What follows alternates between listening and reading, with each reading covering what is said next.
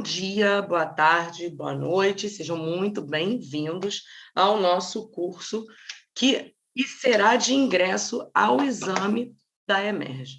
Bom, em primeiro lugar, queria me apresentar. Sou Cláudia Serpa, você é professora de penal e de processo penal de vocês aqui da Companhia Jurídica, e eu queria trazer para vocês as boas-vindas, então, para o nosso curso. Primeiro, a gente vai ter esse curso dividido em duas etapas. Uma primeira etapa, a gente vai trabalhar com uma aula puramente de teoria. Então, essa aula teórica, eu vou fazer com vocês o levantamento de alguns pontos relevantes que eu sei que a EMERGE gosta de cobrar, e exatamente por conta desses pontos, a gente vai se aprofundar um pouquinho mais nesses temas. Segundo, queria te lembrar que a gente está diante de uma prova que é discursiva. Cláudia, como assim? Você vai ser discursiva?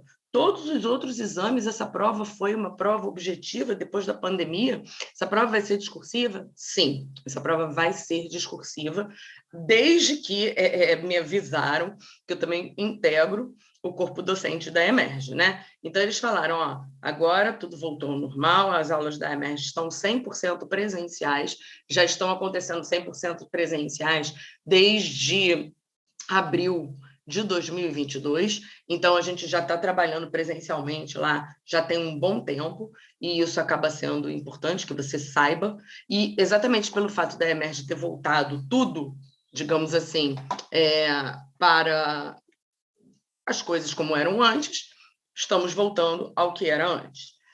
A coordenação tem reclamado bastante que houve uma queda significativa do próprio nível do corpo discente quanto à resolução de questões, a dificuldade do corpo discente com relação à resolução das provas discursivas. E como é que funciona a EMERGE? Para você também saber aonde é a encrenca que você está se metendo, né? A EMERGE funciona da seguinte forma: você vai ter uma divisão em módulos. Então, você vai ter um módulo de penal, você vai ter módulo de processo penal, você vai ter módulo de direito administrativo, de todas as matérias que vocês possam imaginar, menos as matérias do direito do trabalho e processo do trabalho, tá? Então, a EMERGE te prepara para a magistratura estadual, te prepara para a magistratura federal, e ela vai te preparar também para outros concursos, mas é claro que o foco dela é a magistratura. Qual a vantagem da EMERGE? Isso eu posso trazer para você, porque eu fui aluna de lá.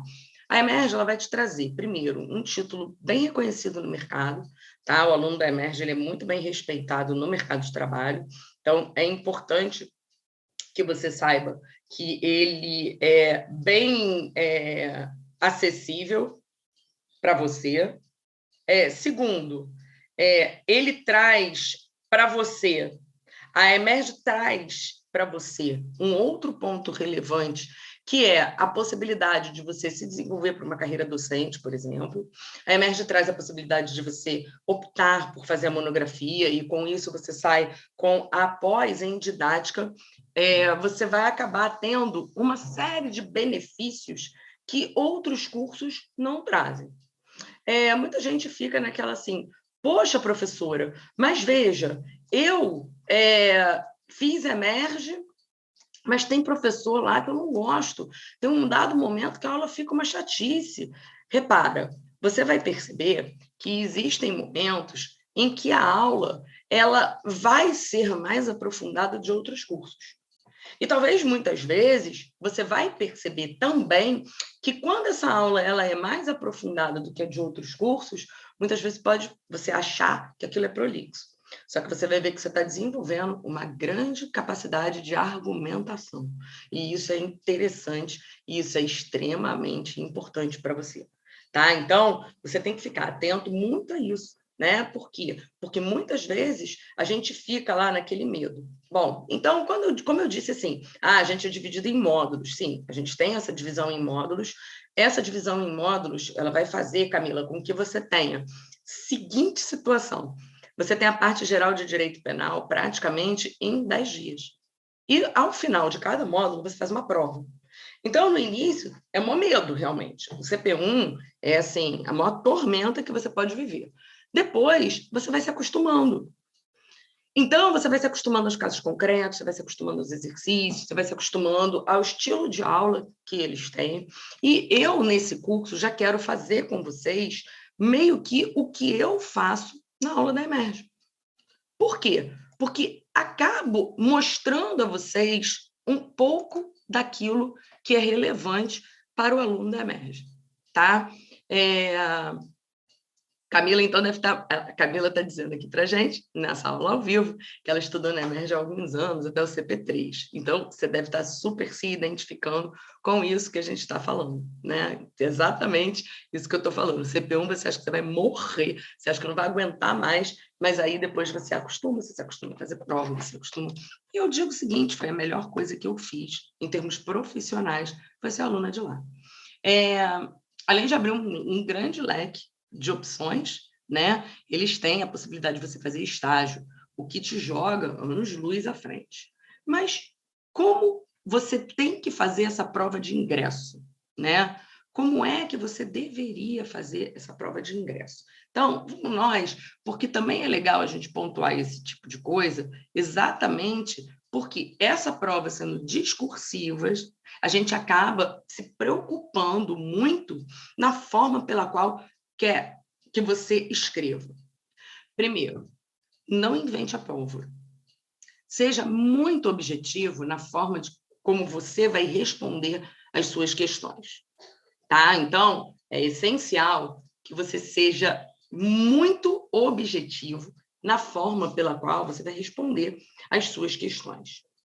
Significa dizer o quê? Significa dizer que eles não querem que você enrole.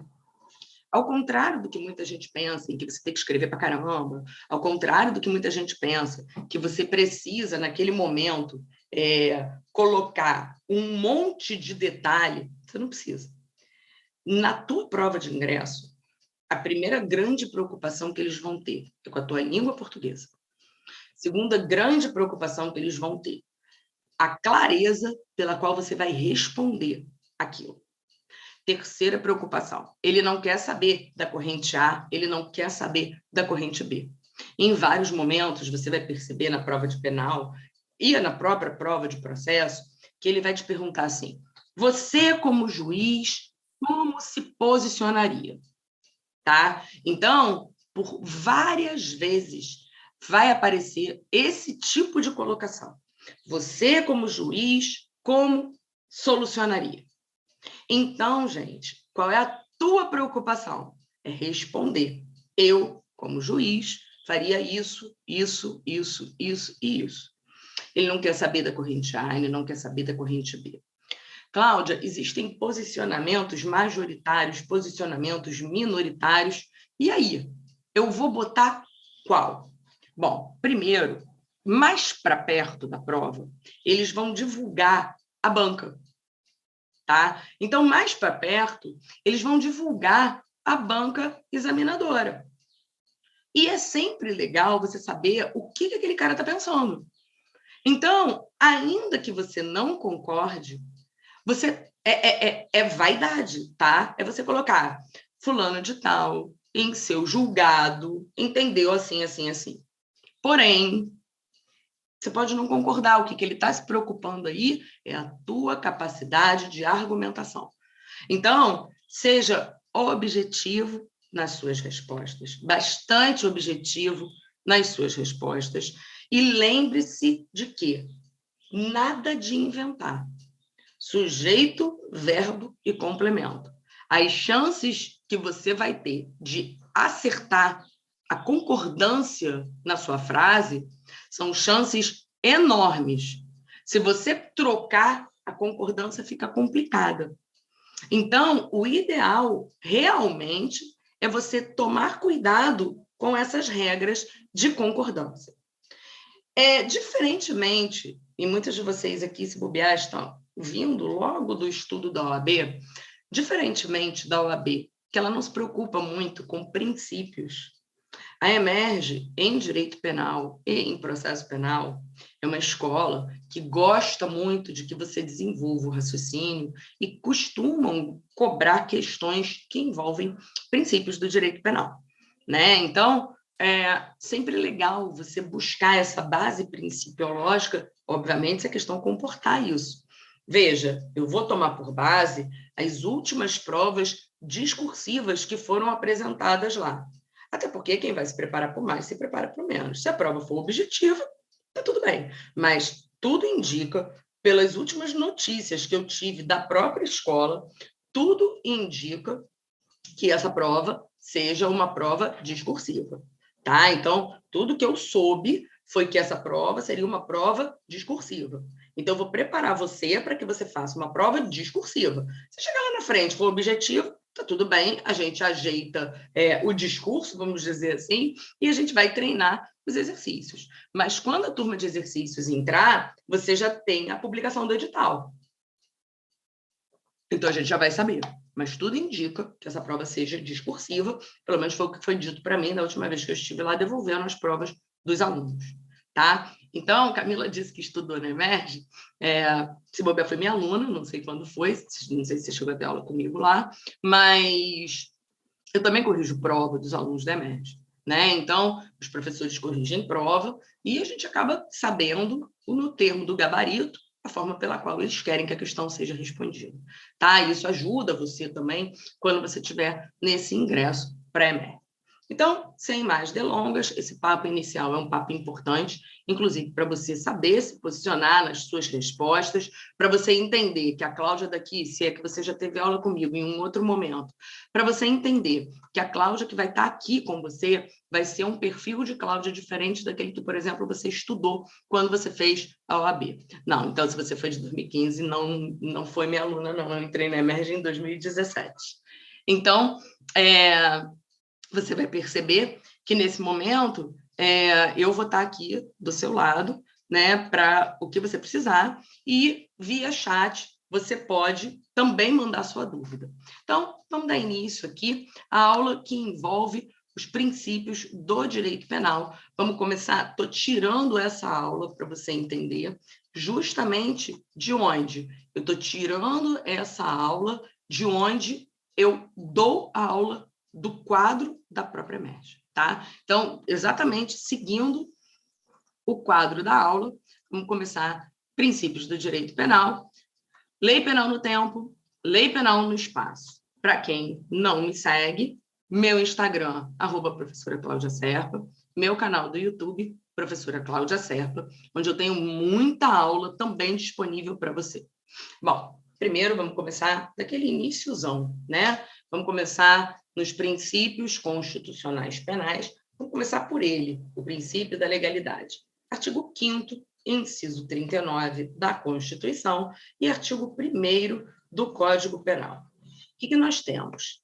O artigo 5º da Constituição, ele vai trazer para você que não há crime sem lei anterior que o defina, não há pena sem prévia combinação legal. Então, isso daí é batidíssimo, isso daí você já está super acostumado, você já está careca de ouvir esse princípio, mas não na forma pela qual eu vou mostrar esse princípio para você.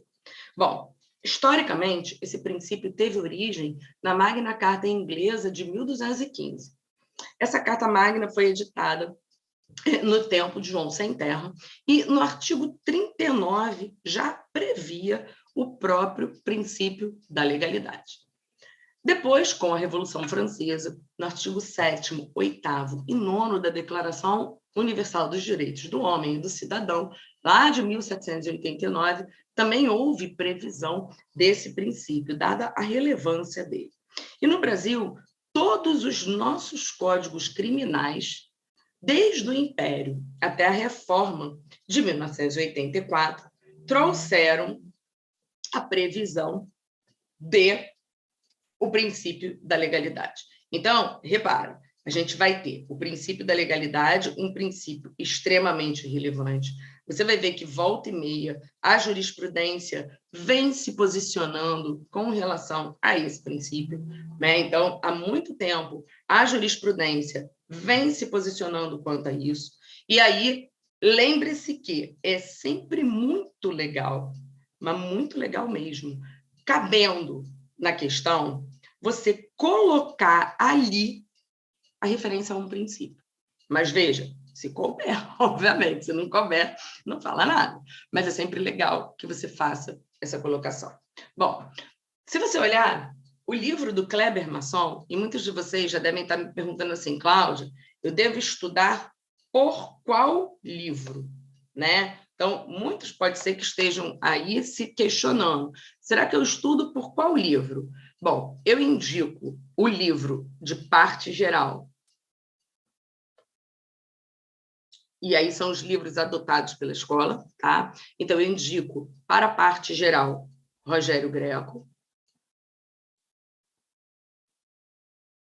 Kleber Masson. Então, esses são 2 livros que eu indico, de olhos fechados. A Emerge usa muito, a Emerge adota esses livros, os professores de lá adotam esses livros. E para a parte especial,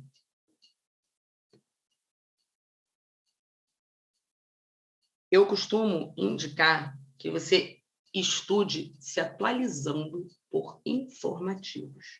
Então, no meu canal do Telegram, o meu Telegram é esse aqui, ó, t.me, professora Cláudia Serpa. Volta e meia, eu estou compartilhando material relevante para você lá. Então, no meu canal do Telegram, clica lá e aí você vai ter acesso também aos meus... todo material interessante que eu vejo. Por quê? Eu não faço grupo de WhatsApp porque você tem vídeo limitado, então fica lá no canal do Telegram. Então, parte especial, informativos do STJ e do STF. Bom, outra dica. Isso aqui não é OAB. Então, aqui, a data da publicação do edital é indiferente, tá? Se sair uma alteração na lei, pelo menos sempre foi assim, vamos aguardar, acredito que eles se mantenham desse jeito. Se houver uma alteração na lei, depois que o edital foi publicado, isso pode cair. Olho vivo nas jurisprudências da semana da prova, 2 semanas antes da prova. Olhem atualidades antes da prova.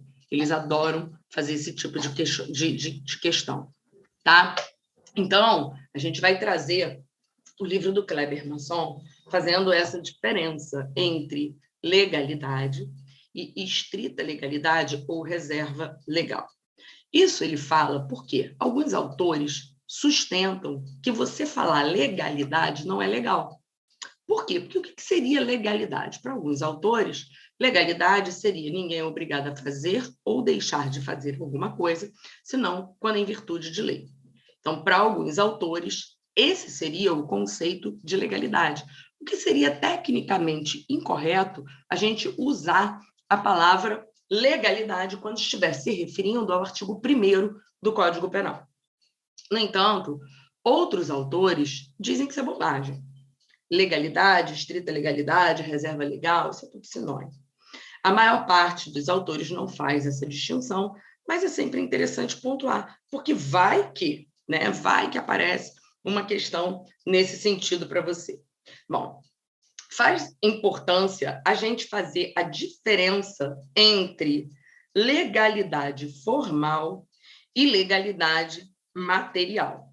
Então, é extremamente interessante que a gente faça a distinção entre legalidade formal e legalidade material. Essa distinção, ela também vai acontecer quando você estiver falando dos vícios de constitucionalidade. Então, eles adoram botar questões no próprio direito constitucional que envolvem os vícios. E aí você vai ver a inconstitucionalidade formal e inconstitucionalidade material.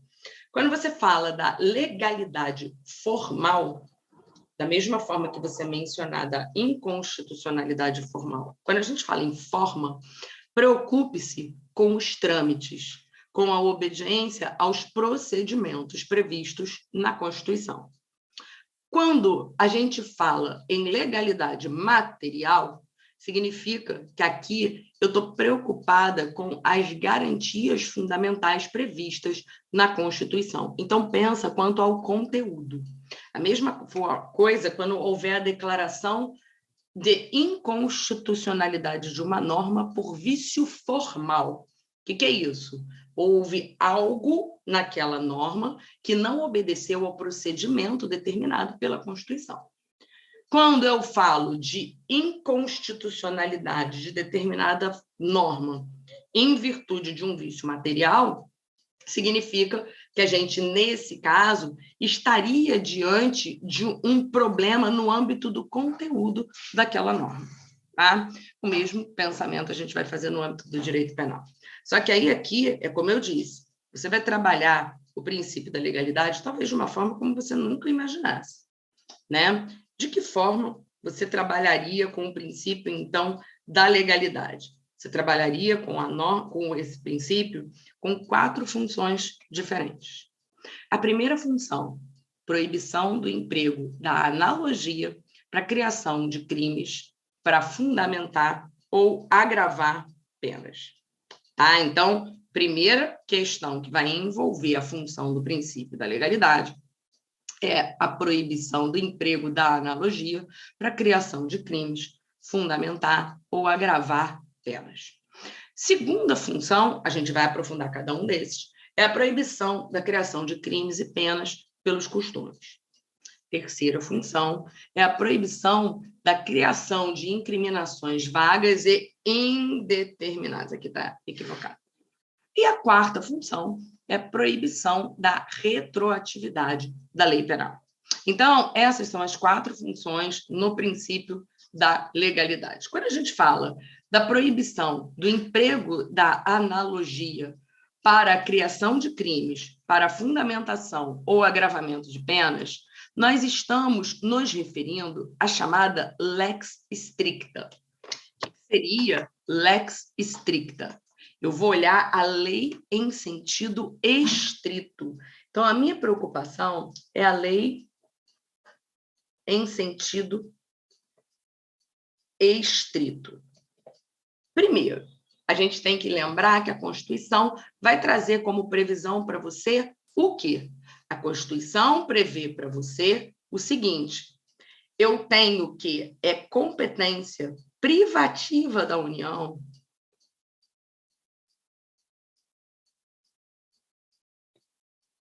legislar sobre matéria penal.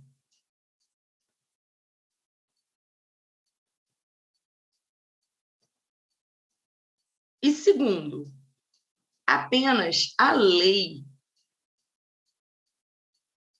pode criar determinado crime. Então, eu tenho que ter, através do instrumento lei, a criação de crimes. Então, eu tenho a necessidade de lei em sentido estrito. É importante a gente fazer uma distinção quanto à analogia nessa criação de crimes. O que é analogia? A analogia é uma forma de integração da norma. Como assim? Existe uma lacuna e essa lacuna ela pode vir a ser suprida através justamente da analogia. Eu vou pegar um caso parecido e vou integrar. No direito penal isso pode? Não pode. No direito penal eu não posso ter o emprego da analogia para criar um crime. No direito penal eu brinco que tem uma coisa muito fácil. Qual é? Vale o que está escrito, né? Bom, não confunda, e isso já caiu, analogia com interpretação analógica. O que é interpretação analógica? Como o próprio nome diz, interpretação analógica é uma forma que vai existir para a gente poder interpretar a norma. Então, uma forma de interpretação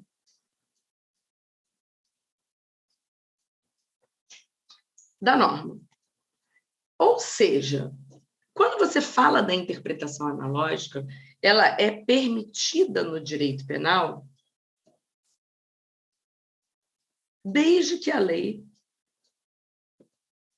autorize.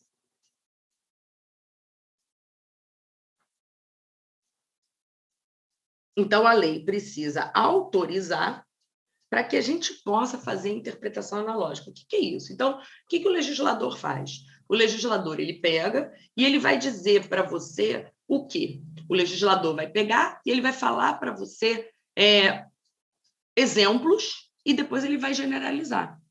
Então, vou te dar um exemplo. Você vai pegar lá no crime de homicídio, no homicídio qualificado, se tiver com código na tua morte, o 121, parágrafo 2º, inciso 3. Então, você vai olhar que o legislador, lá no homicídio, artigo 121, parágrafo 2º, inciso 3, o legislador vai dizer para você o seguinte: vai qualificar o homicídio quando houver emprego de fogo, explosivo, asfixia, tortura. Aí ele fala assim, ou outro meio insidioso ou cruel, ou de que possa causar perigo comum. Então, o que ele falou para mim? Você vai ter emprego de veneno, fogo, explosivo, asfixia, tudo isso são exemplos de meios insidiosos. Mas eu não esgotei. Por quê? Porque pode ser que surjam outros casos de meios insidiosos, de meios cruéis. Então, quando ele menciona isso, ele trouxe para você justamente o seguinte, estou te dando exemplos. Os exemplos são esses. Beleza? Não esgotei. Isso pode? Isso pode. Tá? Então, quando você fala da interpretação analógica, a interpretação analógica é cabível. Nossa. Todas as quintas-feiras, você vem para cá, considera a história e é sempre assim.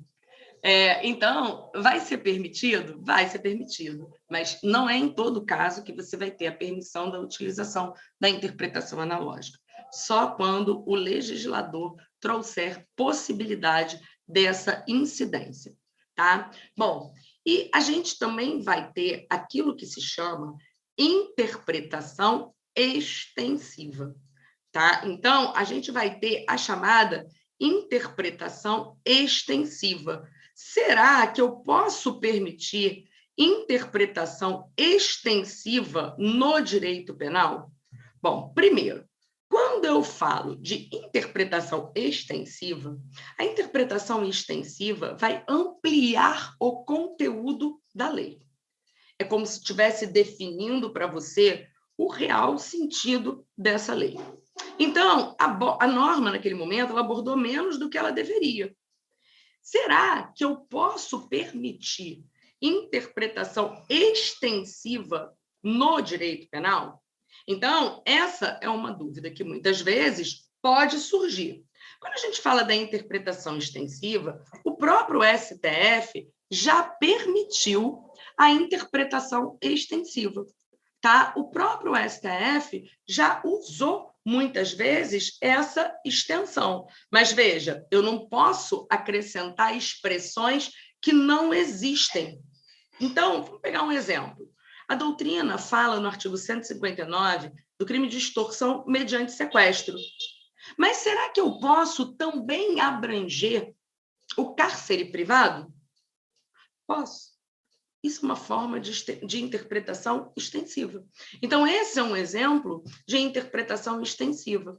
Eu tenho apenas uma atividade de interpretar a norma. Então, é perfeitamente cabível a interpretação extensiva.